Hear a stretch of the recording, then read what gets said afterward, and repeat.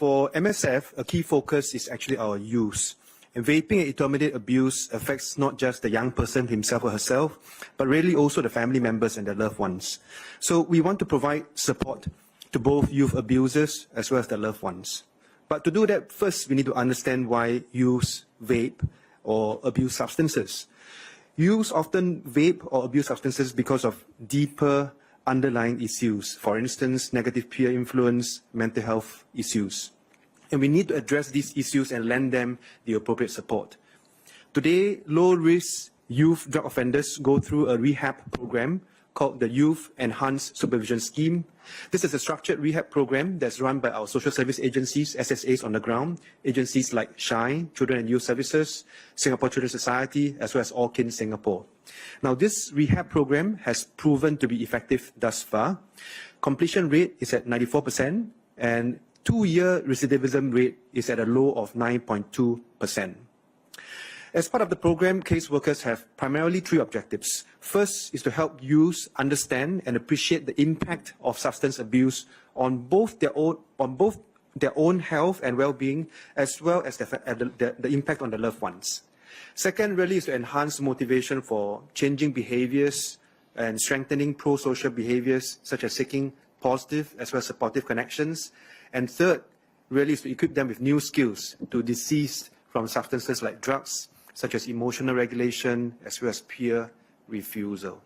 Now, we will extend this rehab program to first and second time intermediate youth abusers, but we will differentiate the program based on needs somewhat. Youths that have been caught for the first time will undergo a 3-month rehab program, up to 10 intervention sessions.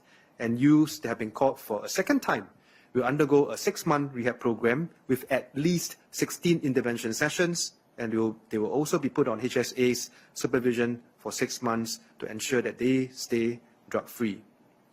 Now, colleagues from IMH will also provide telehealth support if the youths need medical help to overcome their addiction, and will involve the youth's family members and caregivers in the rehab process. This is an important point, especially for repeat offenders, because loved ones play a very important role in the process of rehab as well as healing. And that's what we want to do. We want to support family members and loved ones. If needed, we'll refer them to the SSO's Social Service Office or the FSC's Family Service Center. We will also equip parents with resources and skills. MSF will put together a resource guide for parents. It will be made available through the Families for Life website and platforms, as well as other various touch points like parent support group and parenting programs.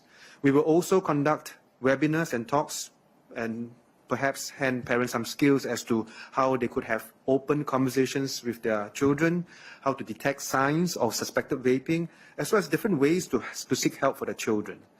And the Families for Life website will also serve as an information portal on vapes, intermediate abuse, as well as list sources of help and serve as an easy reference for parents as well as family members.